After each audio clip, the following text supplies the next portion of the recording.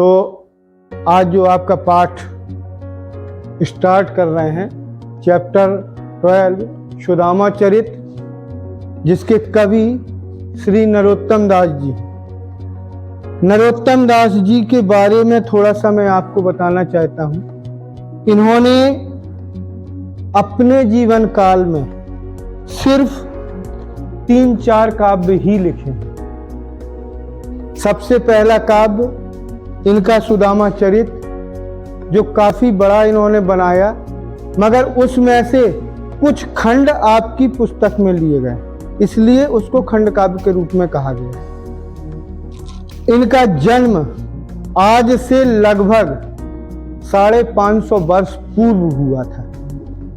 Yes, सन 1493 संवत 1550 उस समय इनका जन्म हुआ था और ये कानकुब्ज ब्राह्मण परिवार में जन्मे थे। इनकी मृत्यु के बारे में विवादास्पद स्थितियां हैं। कुछ लोग कोई सन बताते हैं, कुछ लोग कोई सन बनाते हैं, मगर जो अधिकतर कवियों ने इनके बारे में बताया है वो 1603 सन में लगभग 100 वर्ष से ज्यादा वो जीवित रहे हैं। और अपने जीवन काल में इन्होंने जो 4 काव्य लिखे हैं, सुदामा चरित, ध्रुव चरित, इसके बाद विचारमाला, नाम संकीर्तन, इन्होंने अपनी कविताएं सिर्फ 2 ही भाषाओं में लिखी, एक ब्रज भाषा और दूसरी अवधी भाषा। वैसे तो सुदामा चरित्र कई कवियों ने लिखा है, मगर इनके सुदामा चरित्र को सब लोगों ने बहुत ज्यादा पसंद किया है। जो ब्रज भाषा के कवि हैं उन लोगों ने भी। तो ये नरोत्तम दास के बारे में जानकारी है। और इनका जन्म स्थान सिधौली तहसील के गांव बाड़ी, जिला सुल्तानपुर, उत्तर प्रदेश में हुआ था। तो ये थोड़ा सा इनका परिचय जरूरी है कि यदि नरोत्तम दास के बारे में कोई पूछता है तो आप बता सकते हैं। ये मैं लिखवा दूंगा इनका जन्म स्थान, जन्म। अब इसके बाद आपकी कविता आती है।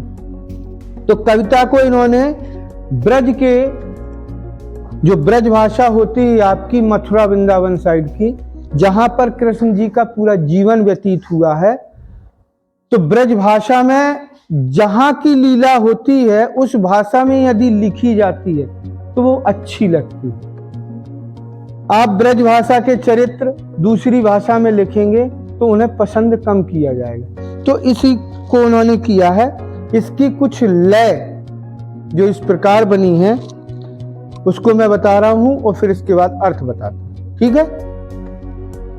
शीश पगा न जगा तन में प्रभु, जाने को आहि बसे कही ग्रामा, धोती फटी सिलटी दुपटी, अरु पाए उपानय को नहीं रामा।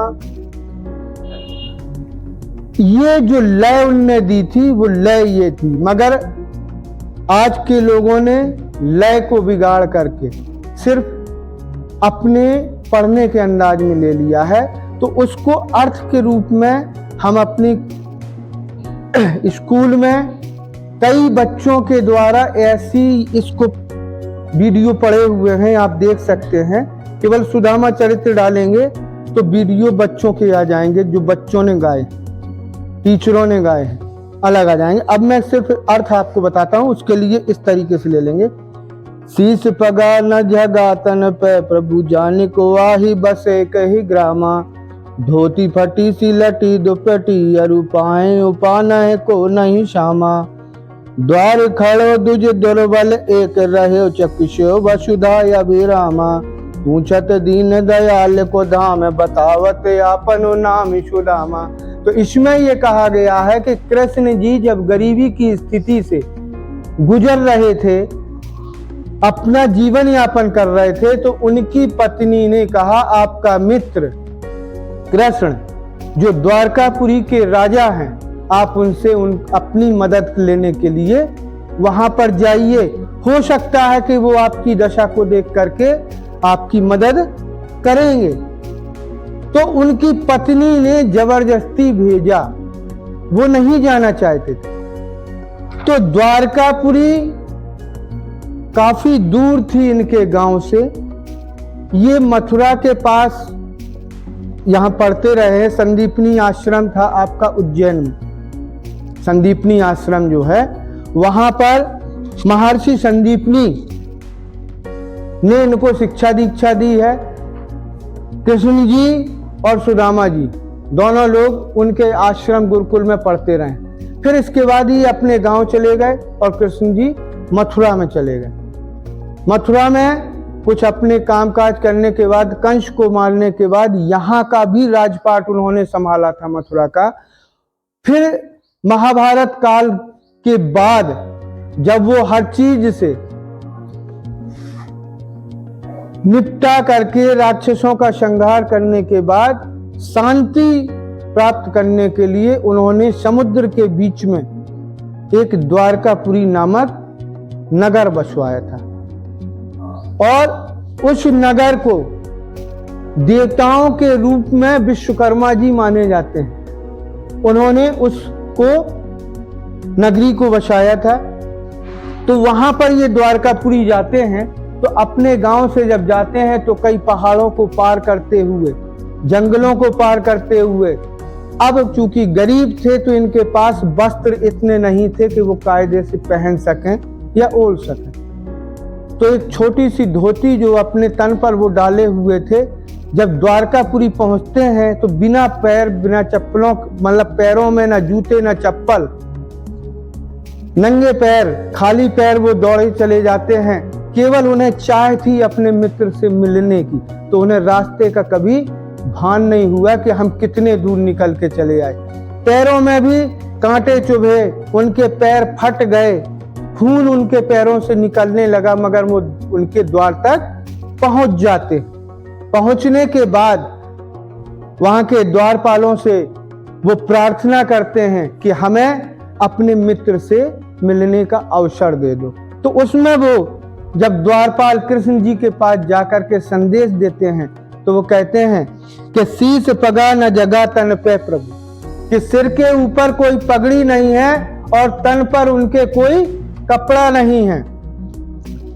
जाने को वाही बसे करे कई ग्रामा, पता नहीं किस गांव से वो व्यक्ति यहाँ पर आया हुआ है, उसके ग्राम का कोई पता नहीं है।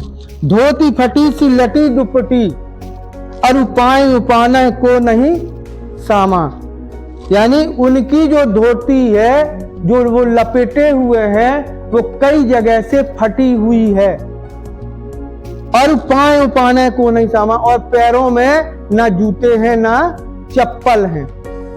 द्वार खड़ो दुर्बल एक रहो चकिशो वसुधा अब रामा, द्वार पर एक दुर्बल सा दुबला पतला सा ब्राह्मण खड़ा हुआ है और वो चकित होकर के आश्चर्य से बार बार पृथ्वी को देखता है और आपके भवन को देखता है, महलों को देखता है आश्चर्यचकित होकर, क्योंकि उस गरीब ने कभी ऐसा महल देखा ही नहीं है। तो जब आप कभी ऐसी जगह पे पहुंच जाएं कि आप झोपड़ी में रहते हो, किसी की यहाँ बढ़िया महल में पहुंच जाएं, तो सबसे पहले तो आप उसी को देखते रहेंगे, इतना सुंदर महल।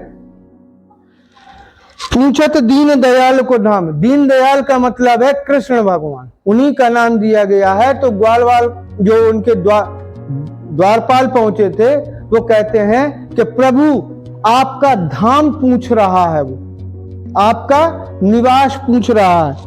बतावत आपनु नाम सुदामा, और अपना नाम सुदामा बता रहा है। ऐसे बेहाल विवाहन सो पग कटक जाल लग पुन जोए, हाय महादुख पायो सका तुम आए इतना कितने दिन खोए। तो कृष्ण जी जैसे ही अपने बचपन के मित्र सुदामा का नाम सुनते हैं तो जिस स्थिति में वो बैठे थे उसी स्थिति में अपनी रानी रुक्मणी जी के साथ में अपने भवन के अंदर बैठे हुए थे वो सिंहासन पर।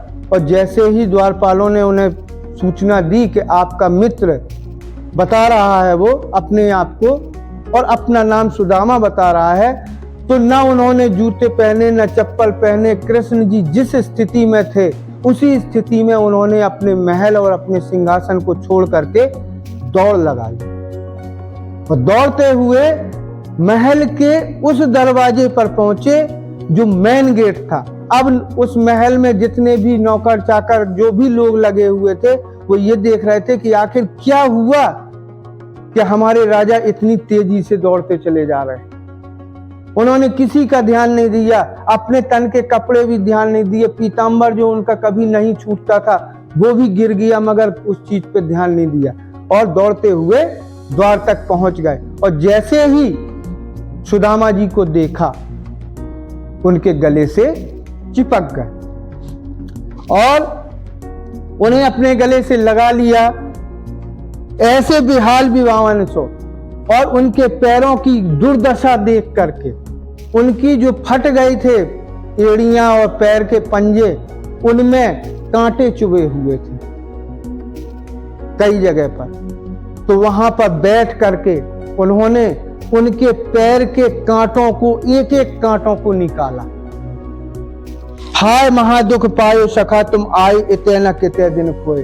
और बहुत तेजी से वो रोने लगे और अपने मित्र से कहते हैं कि मित्र, जैसे तुम आज आए हो इतने कष्ट के दिनों में तुम कहां खोए रहे, कहां पर रहते रहे, उस दिन क्यों नहीं आए जब आपको कष्ट प्रारंभ हुआ?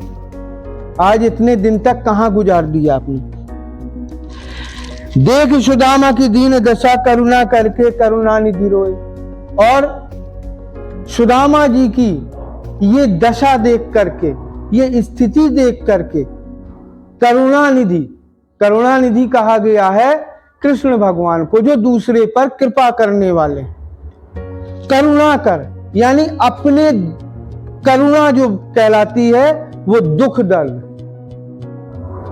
करुणा कहलाती है जो आपके अंदर किसी के प्रति प्रेम उत्पन्न होता है और उसका दर्द देख करके आपके दिल में आघात पहुंचता है। तो उस करुणा को व्यक्त करते हुए कृष्ण भगवान बहुत तेजी से रोने लगे। पानी परात को हाथ छुओ नहीं नैनन के जल सो पग। और अपने महल में ले गए सुदामा जी को और वहां पर अपनी दासियों जो वहां काम करने वाली लगी हुई थी उनसे कहा कि हम अपने मित्र के पैर धोना चाहते हैं।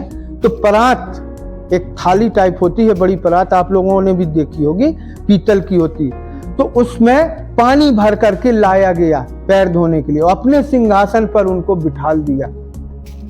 तो पैर धोने के लिए परात में पानी तो आया था मगर उस पानी को उन्होंने हाथ भी नहीं लगाया। इतने रोए कि उनकी आंसुओं से उनके पैर। अब इसके आगे वो ये कहते हैं, मतलब उस ब्राह्मण के पैर कृष्ण जी के आंखों के आंसुओं से ही धुल गए। अब वो कहते हैं, कछु भाभी हमको दियो सो तुम काहे ना देत, और चाप पोटरी कांख में रहे कहे के ही है। वो कह रहे हैं कि भाभी जी ने यहां आने के पहले आपको कोई उपहार दिया होगा हमें देने के लिए, वो आप हमें क्यों नहीं दे रहे हो? और चाप पोटली कांख में रहे कहो के हुए, और जो वो पोटली है उसको आप अपनी कांखरी में दबाए हुए क्यों छिपा रहे हो? क्या कारण है, क्यों नहीं देना चाहते? आगे चना गुरुमात दये ते लये तुम चाबी हमें नहीं दीने, श्याम कहो मुस्काए सुदामा सो चोरी की बान में हौजू प्रवीणे। यहाँ पे वो कह रहे हैं, पोटरी कांख में चाप रहे तुम खोलत नहीं सुधारस बीने, पाछिल बानी अजो न तजो तुम तेसई भाभी के कंदुल कीन्हे। कह रहे हैं कि आपको याद होगा कि जब हम पढ़ते थे तो गुरु माता ने आपको चने दिए थे दोनों लोगों को खाने के लिए, तो उस समय आपने वो हमारे हिस्से के चने खा लिए थे। आगे चना गुरु मात दये ते लये तुम चाबी हमें नहीं दीने, तुमने खा लिए और हमें नहीं दिए थे। श्याम कहे मुस्काए सुदामा से चोरी सी बान में हौजू प्रवेणी, कि उस समय तो तुम छोटी चोरी करते थे, आज क्या तुम बड़े चोर हो गए हो और उस चोरी में इतने ज्यादा निपुण हो गए हो। पोटरी कांख में चाप रहे तुम खोलत नाई सुधारस भी ने, और पोटली को इतना ज्यादा छिपाए हो कि दिखाई ना दे। और जो अमृत के भरे हुए वो चावल जो हमारी भाभी ने दिए हैं, सुधा रस यानी अमृत का रस, सुधा कहलाती है अमृत की, खोलत नाई सुधारस भी ने, इस पोटली को खोल के उन चावलों का अमृत रूपी रस हमें क्यों नहीं चखने दे रहे। पाछली बानी अजी न तजो तुम तैसा ही भावी के तंगुल कीने, यानी पिछली बात को तुम अभी तक छोड़ नहीं पाए। ये जो तुम्हारी आदत थी चोरी की, उस चोरी की आदत को अभी तक नहीं छोड़ा तुमने, और इसीलिए तुम ये भाभी द्वारा दी हुई पोटली है वो हमें नहीं देना चाहते। आगे अब यहां तक तो इनकी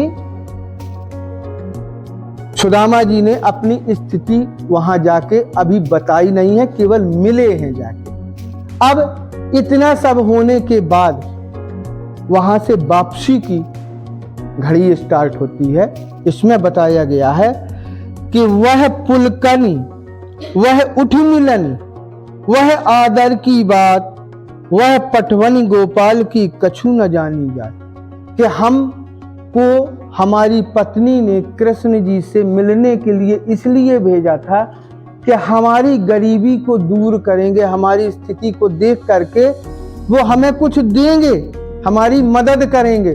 तो जब हम पहुंचे थे तब तो बड़ा आदर सत्कार किया था, अच्छे कपड़े पहनाए, अच्छा बिस्तर दिया, अच्छा खाना पीना दिया, और जब हमें यहां से वापस किया, विदाई की, तो खाली हाथ कर दिया।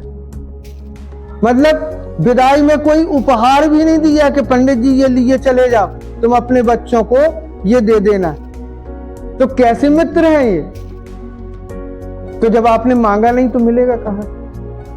मगर प्रत्यक्ष रूप में कृष्ण जी ने उनको कुछ नहीं दिया। अप्रत्यक्ष रूप में क्या दिया वो आगे बताएंगे। अब वो कृष्ण जी के बारे में सोच रहे हैं, वहां से निकल आए हैं, अब सोच रहे हैं कि घर घर कर ओढ़त फिरे तनक दही के काज, और कहा भयो जो अब भयो हरि को राज समाज। वही कृष्ण तो है, छोटे बचपन का सखा जो दही के लिए मटकियों में से दही चुराने जाता था, वो भी तो एक नंबर का चोर है। दही नहीं मिलता था तो चाहे जिसकी मटकी में से दही निकाल लेता था। अब राजा बन गया तो आदत उसकी थोड़ी छूट जाएगी, वो लेने वाला है, देने वाला थोड़ी है, वो दूसरों का लेता था। चलो आगे, हाँ वावत नाई हो तो वाई पठियो ठेल, और अब कहियो समझाए के बहुधन धरो शकेल। वो कह रहे हैं सुदामा जी कि मैं तो यहां आना ही नहीं चाहता था, मैं अपने घर में रह के उनकी भक्ति कर रहा था, बड़े आराम में था, सुख में था। अब यहां आने के बाद मुझे कष्ट और मिल गया।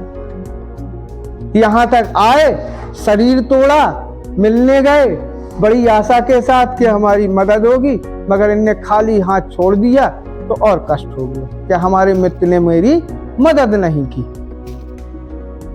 अब कहियो समझाए कि बहुधन धरो धकील, और कह रहे हैं कि मेरी पत्नी ने, उनकी पत्नी का नाम था सुशीला, कि मेरी पत्नी ने मुझे जबरदस्ती हमारे मित्र के पास ढकेल ढकेल के भेजा था कि जाओ। अब वो क्या कह रहे हैं, अब वो आ गए वहां से अपनी नगरी में, अपने गांव में। वो कह रहे हैं कि वैसव राज समाज बने गजबाज घने मन संभ्रम छायो, और कैंद पर्यो कछु, कैंद पर्यो कहूं मार्ग भूल के फेर के मैं अब द्वारिका आए। जब अपनी नगरी में पहुंच जाते हैं तो उसी समय जैसी द्वारका में नगरी बसी हुई थी वैसे ही नगरी सुदामा की नगरी बस गई थी। वैसे ही महल, वैसे ही मकान सुदामा के गांव में बन गए थे। क्योंकि सुशीला जी से जब कृष्ण जी ने कहा, उनकी गरीबी देख के कृष्ण जी सुशीला जी के घर पहुंचे, सुदामा के घर, और उनसे कहा कि आप कुछ ले लो जो कुछ कमी हो। तो उन्होंने कहा कि हमें कुछ नहीं चाहिए, आपका आशीर्वाद चाहिए। बोले नहीं नहीं, हम देना चाहते हैं। तो बोले आप पहले अपना रूप बताओ। रूप बताया तो कृष्ण का रूप आया। तो उन्होंने कहा कि आप देना चाहते हैं तो हमारी गरीबी को मिटा दीजिए, मगर शर्त हमारी एक है कि जिस गांव में हम रहते हैं उस गांव में हमारा सहयोग हमारे पड़ोसी करते हैं। इस गांव के लोग हमारे पेट का पालन कर रहे हैं, सबके यहाँ भिक्षा मांग के हम लाते हैं, तब हमारे बच्चे कुछ खा पाते हैं। तो हम इन गांव वालों से हट करके नहीं रहना चाहते। हमारा जीवन यहीं गुजरना है, यहीं हमें मरना है। तो यदि आप हमें कुछ देना चाहते हैं तो जो कुछ हमें देना चाहते हैं उससे ज्यादा हमारे गांव वालों को देना पड़ेगा, तब तो हम लेना स्वीकार करेंगे। क्योंकि हम बड़े आदमी बन जाएं और जिनसे हम भीख मांगते रहे वो हमारे सामने निर्धन दिखाई दें, वो हमें पसंद नहीं है। तो कृष्ण जी प्रसन्न हो गए और बोले कि ऐसी पत्नी, ऐसी स्त्री हर घर में होना चाहिए। और उन्होंने सीधे अपने महल जैसा महल विश्वकर्मा जी को आदेश दिया और पूरा गांव बिल्कुल द्वारकापुरी बना दिया। जब ये पहुंचे तो वो द्वारकापुरी जैसा नगर जब इनने देखा तो ये भ्रम में पड़ गए कि ये कृष्ण की कौन सी लीला है। मैं तो अपने गांव जा रहा था, लौट के फिर से द्वारका पहुंच गया क्या? मतलब उनको समझ में नहीं आया कि मैं अपने गांव में आ गया हूं कि द्वारकापुरी पहुंच गया। बसोई राज समाज बने, गजबाज घने मन संभम चौ। वैसे ही राज समाज यानी वैसे ही भवन, अटारी, महल बन गए। गजबाज यानी गज माने हाथी, दरवाजों पे हाथी है। मन संभव और मन उनका भ्रमित हो गया। केंद्र पर्यो कहूं मार्ग भूल के मैं फेर के मैं अब द्वारका आयो, के घूम फिर करके मैं फिर से द्वारकापुरी पहुंच गया हूं। भवन बिलोक को मन लोचत सोचत ही सब गांव मझायो। पूछत पाणे फिरे सब हो पर झोपड़ी को कहूं खोज न पायो। और पूरे गांव भर के नगरों में पहले सोचा कि वहां द्वारकापुरी गए थे तो केवल मित्र से मिल पाए थे, अब फिर से अगर दोबारा लौट के आ गए हैं तो आज इनकी नगरी घूम ली जाए। अभी उनकी समझ में ये नहीं आया कि हम अपने गांव आ गए, तो वो नगरी घूमने लगे और वैसे ही महल देखने लगे, वैसे ही मकान देखने लगे। तो अब वो पूछते हैं भैया यहाँ जो मैं आया तो यहाँ पे एक पांडे जी, यानी अपने को पांडे कहते थे, कि एक पांडे जी की झोपड़ी थी, वो झोपड़ी कहाँ पे है? अपने मकान का पता पूछते फिर रहे हैं गांव में, मगर वो स्वयं खोज नहीं पा रहे। आगे है क्या वह टूटी सी छानी हती तह कंचन की अब धाम सुहावत। कहाँ उनकी छोटी सी घास फूस की झोपड़ी थी। अब किसी तरीके से गांव वालों ने बताया और इनकी पत्नी ने अपनी दासी को बाहर भेजा तो कहा कि यदि वो आएंगे और महल देखेंगे तो वो लौट के चले जाएंगे, तो हम भी बिछुड़ जाएंगे। तो इससे आप देख लो, पंडित जी अगर आए हो तो उनको घर के भीतर ले आओ।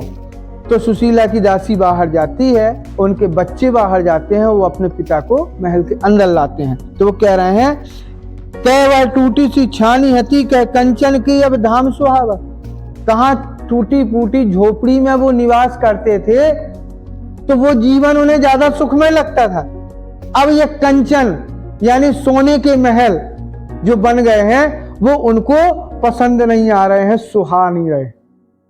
अच्छे नहीं लग रहे हैं। के पग पे पनिहाई नहाती, पग माने पैर, कहां पैरों पर, उनके पहनने के लिए चप्पल नहीं थी। पनाही का मतलब है चप्पल जूता। कै पग में पनाही नहाती और कह के गज राजाऊ ठाणे महावर, जिसके पैरों में पहनने के लिए जूते चप्पल नहीं थे, उनके महल के दरवाजे पर हाथी खड़े हुए हैं और वो भी महावत के साथ में बैठे। भूमि कठोर पे रात कटे, कहे कोमल सेज पे नींद ना आवत, यानी कठोर भूमि के ऊपर चटाई बिछा के, चद्दर बिछा के, गद्दे अद्दे नहीं, ऐसा ही उस कठोर भूमि के ऊपर उन्हें जितनी अच्छी नींद आती थी। वो कह रहे हैं भूमि कठोर पे रात कटे, यानी उस कठोर भूमि के ऊपर जो आनंददायक नींद हमें मिलती थी, कह कोमल सेज पे नींद ना आवा, मखमली गद्दों पे लेटने पे वो रात भर इधर के उधर पलटते रहे मगर उन्हें नींद नहीं आती। कह गिरवो नहीं कौंदो सवा, प्रभु के प्रताप ते दाख न भाव। वो कह रहे हैं कौंदो, कौंदो जानते हैं, कह जुड़तो नहीं कौंदो सवा, यानी अच्छा भोजन उन्हें कभी नसीब नहीं हुआ। इधर उधर से जो चावल की टूटी होती है, टुकड़े चावल के, एक चावल के कई टुकड़े हो जाते हैं, तो लोग वाग अपने घर में अच्छे चावल को छान करके जो टुकड़े निकलते हैं, वो टुकड़े उनको भीख में मिलते थे, उसको कौंदो कहते हैं। तो वो कह रहे हैं कि कहां कौंद खा करके, कौंदे खा करके, चावल के टुकड़ों को खा करके हम अपने परिवार का पेट पालते थे, तो वो भोजन हमारे लिए बहुत स्वादिष्ट था, आनंददायक था। अब प्रभु के प्रताप से जो 56 भोग हमें मिल रहे हैं, दाखें, काजू, किशमिश, मेवा मिल रहे हैं, उनसे हमारा पेट नहीं भर रहा है, वो हमको पसंद नहीं आ। कहावत है कि आप जो व्यक्ति जिस स्थिति में रहता है, उस स्थिति में रहने की उसको आदत पड़ जाती है और वो माहौल उसको बहुत अच्छा लगता है। आज गरीबी की स्थिति में झोपड़ी में रहने वाला व्यक्ति हो और आपकी यहां बढ़िया आलीशान बंगला हो, बढ़िया मखमल के गद्दे हो, सोफे हो, उस व्यक्ति को आप किसी कारण से अपने घर में लिवा लाएं और अपने सोफे पे बिठा दें, जिस सोफे पे बैठने से वो धंस जाए, तो सबसे पहले वो बैठेगा, बाद में पहले उचकेगा उस पे, उसे आनंद, ये एक अचरज लगेगा कि ये चीज क्या है। क्यों? कठवा की कुर्सी पे बैठते रहे, तखत पे बैठते रहे, तो उन गद्दों का उन्हें आनंद। तो यहाँ पे ये बताया गया है कि गरीबी से कृष्ण जी ने उनको बाहर उबारा, मगर उनको वो चीजें पसंद नहीं। That's all.